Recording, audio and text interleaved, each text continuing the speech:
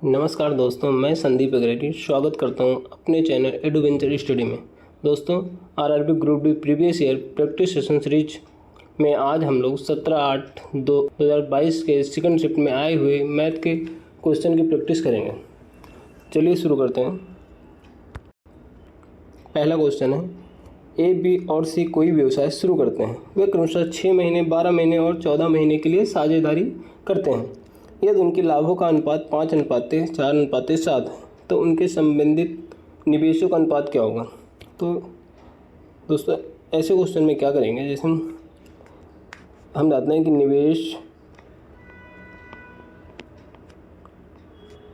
निवेश गुणे समय बराबर लाभ होता है। ठीक, तो यहाँ दिया गया है, मुझे समय दिया हुआ है और लाभ दिया हुआ है। तो हम तो निवेश के लिए निवेश परसेंटेज में क्या, निवेश बराबर हो जाएगा क्या, लाभ अपन समय। हम इसको रेशियो में डायरेक्ट निकालेंगे। जैसे तो ए बी सी के निवेश में अनुपात हो जाएगा A/B/C बराबर 5/6 4/12/7/14। तब इसको हम सॉल्व करेंगे। जैसे इसको हम सॉल्व करते हैं, 4×3 = 7, 2 = 14। तो ये क्या आ जाएगा, 5/6/1/3/1/2। अगर हम पूरे में 6 से गुणा कर देंगे तो यहाँ 5/2/3 जो कि हमारा राइट आंसर है, जो कि आ जाएगा हमारा सी। चलिए नेक्स्ट क्वेश्चन देखते हैं।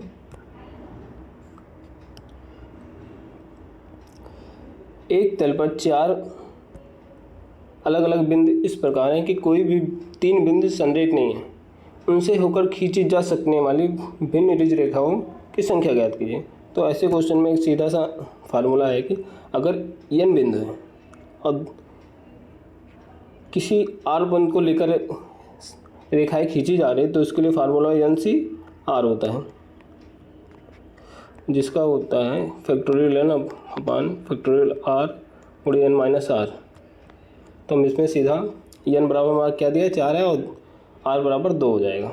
तो 4C/2 बराबर हो जाएगा फैक्टोरियल 4/2 फैक्टोरियल 4-2 आएगा फैक्टोरियल 4/2 × फैक्टोरियल 2।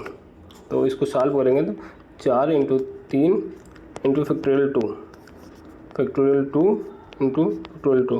फैक्टोरियल 2 से फैक्टोरियल 2 कट जाएगा और 4×3 = 12 और फैक्टोरियल 2 को 2 × 1 लिख सकते हैं। तो 2×2 = 12, तो 6 हमारा आंसर आ जाएगा, जो कि 1 नंबर है।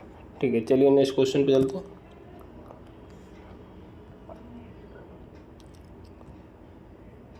5 पुरुष और 6 महिलाएं एक कार्य को 6 दिन में कर सकते हैं, जबकि 3 पुरुष और 5 महिलाएं उसी कार्य को 9 दिन में कर सकते हैं। 3 पुरुष और 2 महिलाएं उसी कार्य को कितने दिन में कर सकते हैं। तो ऐसे क्वेश्चन में क्या करेंगे, इसमें 5 पुरुष और 6 महिलाएं जो काम कर रहे हैं, सेम काम 3 पुरुष और 5 महिलाएं कर रहे हैं। अब हम क्या, 5 पुरुष 5 मैन प्लस 6 वोमेन का 6 दिनों का जो काम है, वही सेम काम तो 3 मैन प्लस 5 वोमेन मिलकर 9 दिन में करना है। अब यहाँ से मैन और वोमेन का रेशियो निकाल लेंगे। तो क्या आएगा, 56 से 30 मैन प्लस 36 वोमेन बराबर 27 मैन प्लस 45 वोमेन। ये सॉल्व करेंगे तो 30 से 27 इधर आएगा, तो यहाँ 3 मैन हो जाएगा और 36 उधर जाएगा तो 9 वोमेन। तो 1 मैन जो है 3 वोमेन के बराबर है। ठीक है, चलिए तो इसमें से कोई एक ले लेंगे। 5 मैन प्लस 6 वोमेन × 6 बराबर 3 मैन प्लस 2 वोमेन × x मान लेंगे। मान लो ये 3 पुरुष और 2 महिलाएं x दिन में वही सेम काम करते हैं। तो यहाँ से रेशियो रख देंगे, जो 1 मैन बराबर 3 वोमेन आया है, तो 5 × 3 वोमेन प्लस 6 ओमेन तो 6 बराबर 3 इंटू 3 ओमेन प्लस 2 ओमेन इंटू एक्स। तो इसको सॉल्व करेंगे। 15 ओमेन प्लस 6 15 6 21 ओमेन गुणे 6 बराबर 9 3 3 9 तो 11 ओमेन इंटू एक्स। ओमेन से ओमेन कट जाएगा। अब एक्स बराबर क्या आ जाएगा हमारा 21 गुणे 6 बटे 11 आ जाएगा 6 के 6 दूनी 12 126 बटे 11। इसको सॉल्व करेंगे तो 11 ग्रीम 121 सही 5 बटे 11 जो कि हमारा बी आंसर सही है। ठीक है, चलते हैं नेक्स्ट क्वेश्चन पे। यदि धन का अर्थ है भाग, माइनस का अर्थ है गुणा, गुणे का अर्थ है प्लस, भाग का अर्थ है माइनस, तो निम्नलिखित समीकरण को चिन्ह के स्थान पे क्या होगा। ठीक, अब क्या दिया है, पहले उसके सिंबल को चेंज कर लेंगे। 16 प्लस के स्थान पे क्या है भागे 4। ठीक, माइनस के स्थान पे क्या रहेगा गुणा 8 और भाग के स्थान पे -3 और गुणे के स्थान पे प्लस 2। तो सबसे बॉड माइनस रूल क्या कहता है, सबसे पहले हम भाग को सॉल्व करेंगे। तो 4 चौक 16, तो यहाँ 4 गुणे 8 -3 प्लस 2, तो 8 चौक 32 माइनस 3 प्लस 2, तो यहाँ से आ जाएगा 31, जो कि हमारा ए क्वेश्चन राइट है। चलिए नेक्स्ट क्वेश्चन चलते हैं।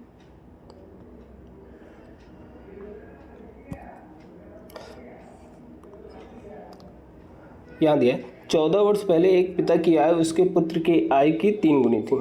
तो यहाँ बात हो रही 14 वर्ष पहले। तो 14 वर्ष पहले क्या था, एक पिता की आय जो थी पुत्र की आय की 3 गुनी थी। कल पुत्र की x थी तो पिता जो है वो 3x। ठीक, वर्तमान में पिता की आय उसके पुत्र की आय की 2 गुनी है।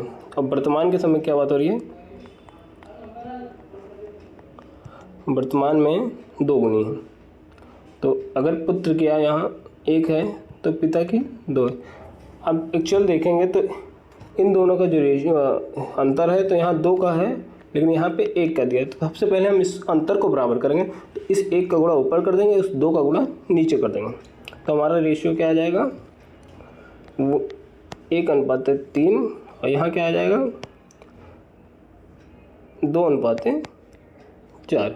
अब क्या, अब देखिए अंतर, अब यहाँ भी एक का अंतर हो गया, यहाँ भी एक का अंतर, लेकिन एक्चुअल क्या रहा है कि ये अंतर 14 साल का, क्योंकि ये वर्तमान आए हुए 14 साल पहले के आए हो। तो ये 1 बराबर 14 है।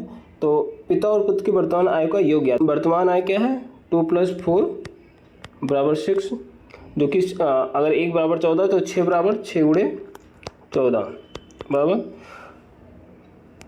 84 आ जाएगा, जो कि आंसर बी सही है। चलिए नेक्स्ट क्वेश्चन पे चलते हैं।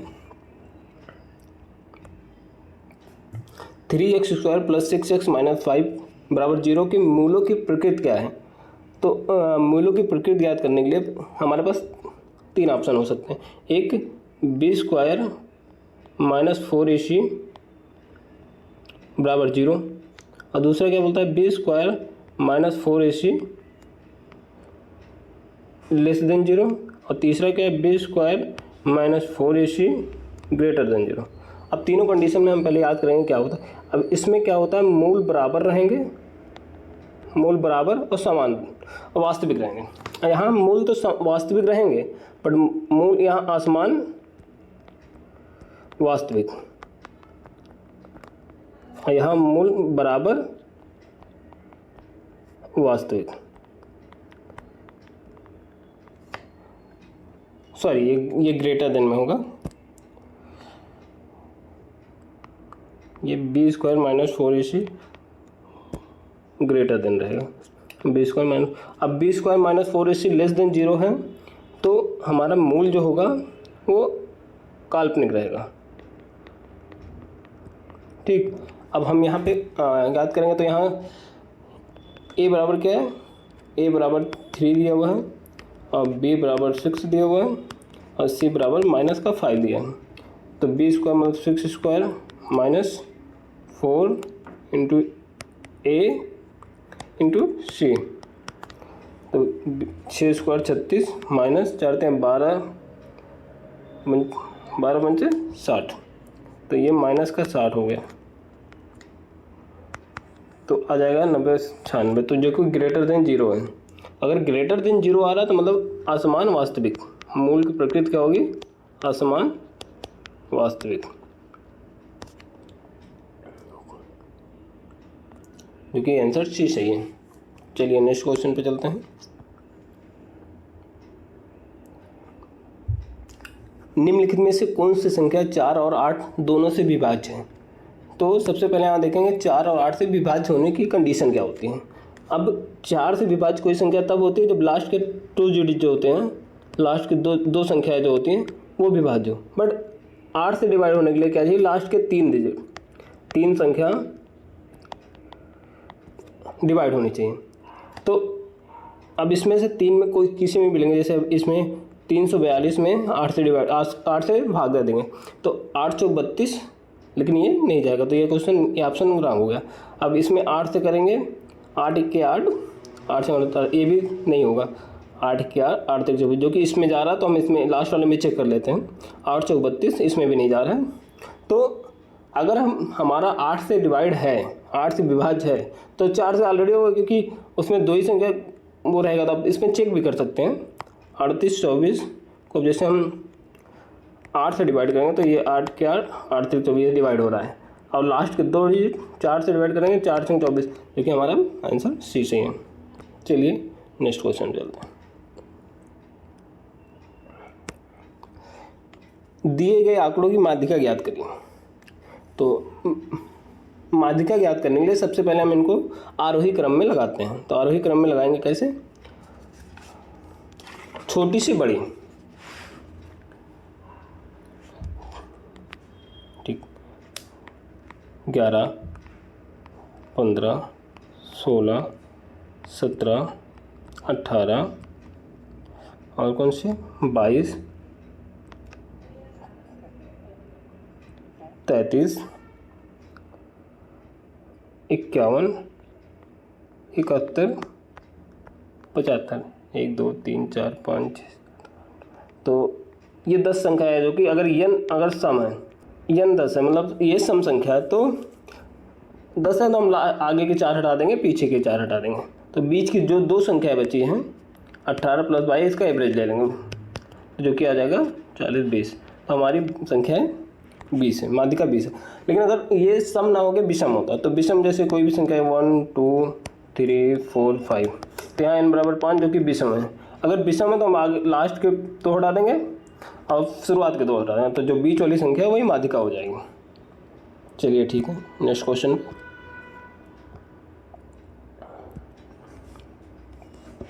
साधारण ब्याज पर निवेशित एक निश्चित धनराशि 2 वर्ष में 1250 और 5 वर्ष में 2000 हो जाती है। वार्षिक ब्याज की दर ज्ञात कीजिए। ठीक, 2 वर्ष में 1250, अब 5 वर्ष में कितना हो जा रही है 2000। तो मतलब अगर देखा जाए तो क्या साधारण ब्याज की बात कर रहा है, तो 3 वर्ष का अंतर में क्या होगा, 3 वर्ष के लिए क्या है इसका, तो दोनों का अंतर निकाल लेंगे तो आ जाएगा 750। मतलब कि 1 वर्ष में जो है वो 250 रुपये का प्रॉफिट, मतलब ब्याज उसको मिल रहा है। तो अगर ये एक वर्ष के लिए 250 है, तो 2 वर्ष के लिए क्या हो जाएगा 500। मतलब कि ये 2 वर्ष का मिश्र धन है, तो मूलधन 2 वर्ष का क्या होगा, तो मूलधन क्या हो जाएगा यहाँ पे 750, मूलधन यहाँ पे 750 है। और ब्याज बराबर क्या होता है, मूलधन गुणे दर गुणे समय बटे 100। हमें यहाँ क्या क्या मालूम है, ब्याज जो 1 साल का क्या है 250, और मूलधन क्या है 750 है, आर जो कि निकालना है समय 1 साल बटे 100। तो आर बराबर हो जाएगा 250 गुणे 100 बटे में 750।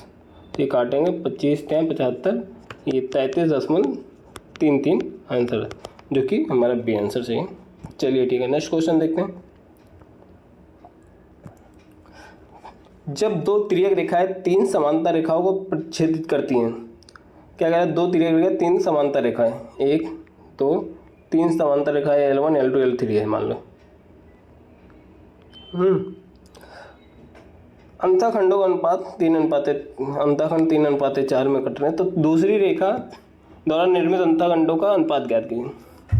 अगर रेखाएं समांतर है तो जो तिर्यक रेखा एक अंतःखंड काटती है, दूसरी तिर्यक रेखा वो भी उसी के अनुपात में समानुपात ही होती है, मतलब अंतःखंड समान अनुपात ही होगा।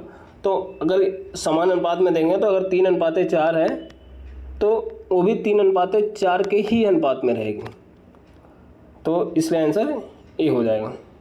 चलिए नेक्स्ट क्वेश्चन देखते हैं। एक पाठ्य पुस्तक में कुल 892 पृष्ठ है, इसे 2 भागों में बांटा गया है। पुस्तक के दूसरे भाग में पहले भाग की तुलना में 52 पृष्ठ कम है। पुस्तक के दूसरे भाग में कितने पृष्ठ हैं?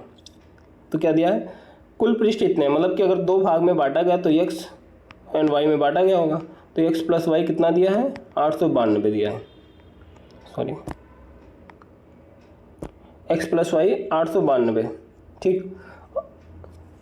अब दूसरे भाग में पहले भाग की तुलना में 52 पृष्ठ कम है, तो पहला का x माइनस वाई क्या दिया हुआ है, 52। तो अगर हम यहाँ से निकाल लेंगे तो 2x बराबर हो जाएगा 9 5 14 8 1 9, तो x बराबर हो जाएगा 4 7 2।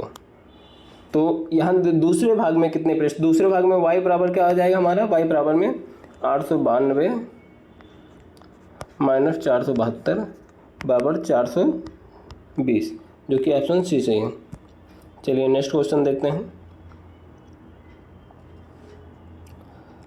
Sign square 22 plus sine square 68 और cos square 33 plus cos square 57 का अनुपात ज्ञात कीजिए।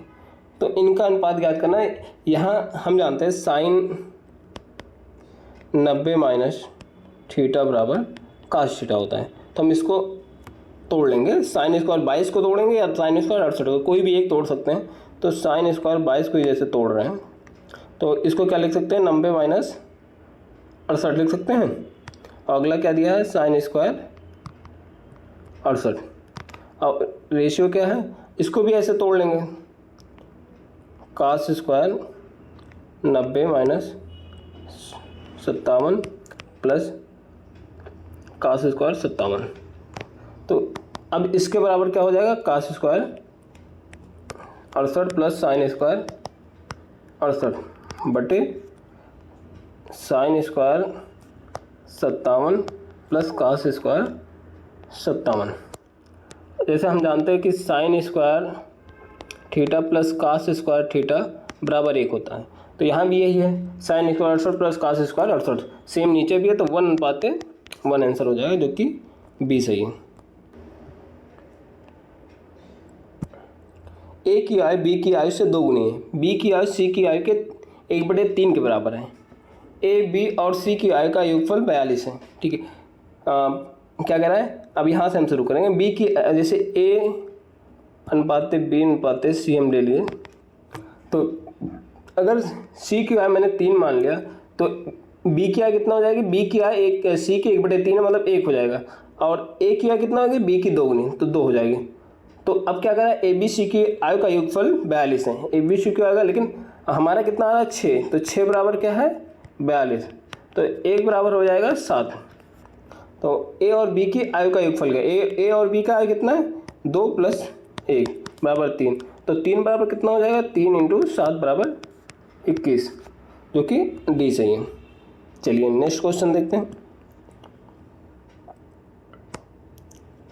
निम्नांकित chart P Q R S और टी नामक 5 सेल्स पर्सनों द्वारा बेची गई बीमा पॉलिसी की संख्या को दर्शाता है। चार्ट का अध्ययन करो, पूछे गए प्रश्न का उत्तर दें। ठीक, सभी 5 सेल्स पर्सनों द्वारा बेची गई कुल बीमा पॉलिसियों में क्यू द्वारा बेची गई बीमा पॉलिसियों की प्रतिशत हिस्सेदारी कितना है। तो पहले टोटल निकाल लेंगे। टोटल 128 + 165 + 136 + 111 + 120, एक सेकेंड, तो टोटल हो जाएगा 660। और इसमें परसेंटेज किसका, क्यू का कितना 165, 165 बटे 660 गुणे 100 परसेंटेज निकालना ना हमें। अब इसको सॉल्व करेंगे तो 11 छंके 66, 11 के 11, 11 पचे 55, तो 3 दूनी 6, 3 पचे 15, 5 2, तो टोटल आएगा 25% आंसर आ जाएगा, जो कि हमारा बी सही है। आप लोग कैलकुलेशन कर लीजिएगा एक बार। नेक्स्ट क्वेश्चन देखते हैं।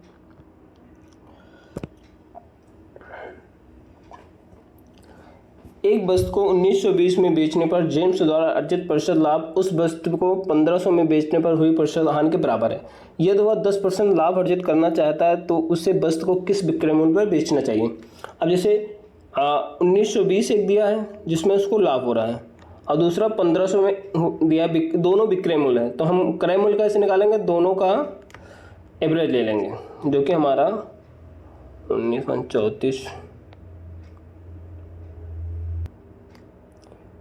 3420 बटे 2 बराबर 1710 आएगा। तो हमारा क्रय मूल्य क्या आ गया 1710। बट क्या रहा 10% लाभ अर्जित करना है, तो उसे वस्तु को तो विक्रय मूल्य क्या होता है, सेलिंग प्राइस जो होता है हमारा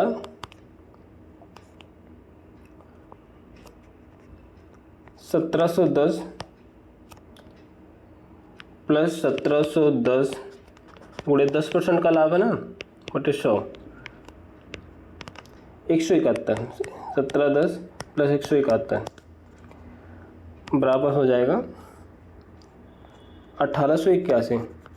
यह एक तरीका और भी है कि जैसे हम इसको ना करके हम सीधा यहाँ ये कर सकते हैं कि 10% का हमें लाभ चाहिए, तो 10% मतलब 1/10 मतलब 10 पे 1 का मतलब कि 11 हमारा विक्रय मूल्य रहेगा और 10 हमारा क्रय मूल्य। तो क्रय मूल्य 10 ना देकर 1710 दिया है, मतलब 1 बराबर 171, तो 11 बराबर 171 बराबर 1881। हम इससे भी कर सकते हैं, जो कि हमारा सी आंसर से है। ठीक है, नेक्स्ट क्वेश्चन देखते हैं। अगला क्वेश्चन है 0.4 बार में 24 को पी क्यू के रूप में व्यक्त कीजिए, जहां पी और क्यू पूर्णांक है।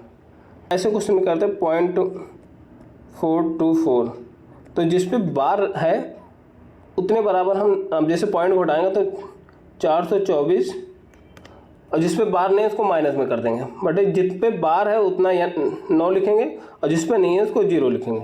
अब यहाँ आ गया 424 माइनस 4 बटे 990, 420 बटे 990, ये कट गया 14 33, 3 से कटेगा, आ जाएगा हमारा 14 बटे 33, जो कि हमारा सी आंसर सही है। ठीक है, नेक्स्ट क्वेश्चन देखते हैं। पिछले वर्ष रंजन का मासिक वेतन 34,500 है। इस वर्ष उसका मासिक वेतन 38,640 है। पिछले वर्ष के मासिक वेतन की तुलना में इस वर्ष रंजन के मासिक वेतन में कितने % की वृद्धि हुई। तो पहले कितना वृद्धि हुआ वो निकाल लेंगे, तो मतलब 38,640 इस बार है वृद्धि होने के बाद, अब पहले क्या था 34,500। अब इसमें से निकालेंगे तो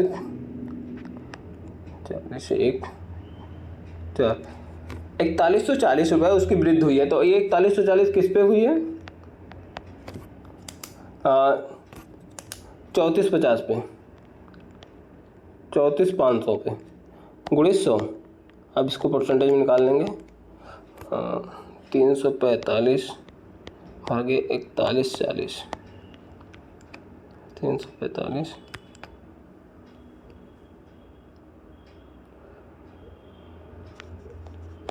हमारा आ जाएगा 12, जो कि हमारा 12% आंसर है, जो कि हमारा सी सही है। चलिए नेक्स्ट क्वेश्चन देखते हैं। 36 संख्याओं का माध्य 42 है। बाद में यह पता चला कि 47 को चूक बस 41 पढ़ा गया है। दी गई संख्याओं का माध्य याद कीजिए। अब जैसे 36 का क्या दिया है 42 दिया है, और 41 को 47 को 41 पढ़ा गया, मतलब 6 कम पढ़ा गया है। 6 कम पढ़ा गया मतलब कितने में 6 का कितनी संख्या 36 में, मतलब हर संख्या में 6 को डिवाइड करेंगे तो मतलब 1/6 सब में जोड़ना पड़ेगा। तो मतलब 1/6 मतलब 0.166 कर, तो पहले क्या था 42, अब क्या हो जाएगा 0.166, तो 42.166 या जो कि हमारा डी आंसर सही है। या इसका एक तरीका ये भी है कि हम 36 को 36 का माध्य 42 है, तो मतलब ये हम इसका एवरेज वैल्यू निकाल लें जो कि आएगा 15/12। ठीक, अब क्या चूक बस क्या 47 को 41 मतलब 6 कम पड़ा गया, तो इसमें 6 जोड़ेंगे और बटे में 36 करेंगे, तो 1518 बटे में 36, इसको भी हम काटेंगे तो 42.17 आएगा, जो कि डी सही है। चलिए नेक्स्ट क्वेश्चन देखते हैं। 7 मीटर त्रिज्या और 20 मीटर ऊंचाई वाले एक बेलनाकार टंकी में भरे पानी की मात्रा, मतलब अब टंकी में भरी पानी मतलब है उसका आयतन निकालना है, तो बेलनाकार टंकी का आयतन क्या हो जाएगा πr²h, ये इसका आयतन हो जाएगा। तो पाई बराबर 22/7, r बराबर 7 × 7 × 20, 7 से 7 कट गया, 7 दूनी 14, 7 दूनी 154 × 20 बराबर 3080 आ गया, जो कि हमारा डी सही है। ठीक है, नेक्स्ट क्वेश्चन देखते हैं।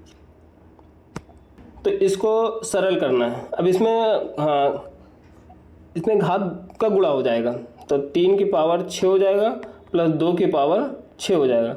अब 3 की पावर 6 मतलब 729 प्लस 64 बराबर 793, जो कि ऑप्शन सी सही है। चलिए नेक्स्ट क्वेश्चन देखते हैं।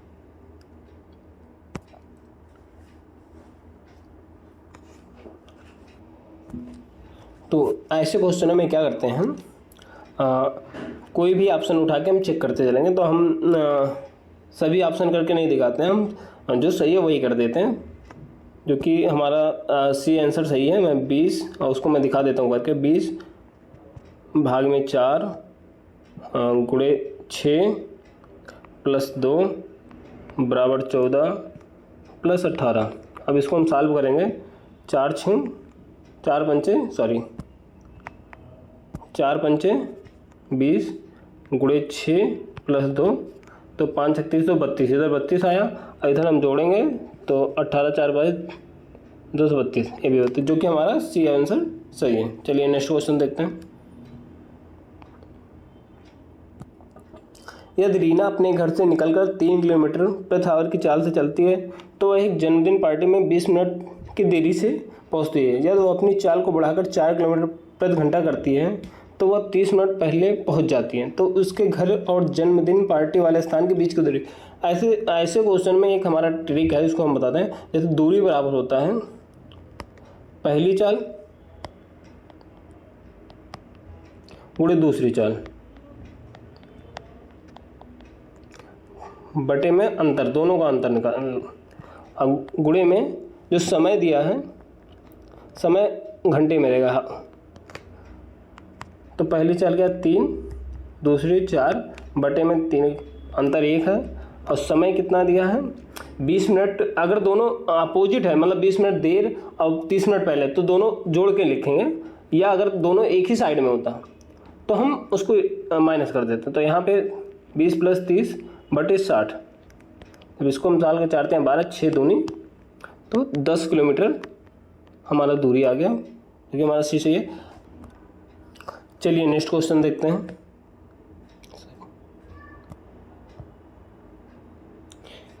यदि एक गोले का आयतन 36 पाई सेंटीमीटर क्यूब है, तो गोले का व्यास क्या होगा। तो यहाँ गोले का व्यास ज्ञात करना है।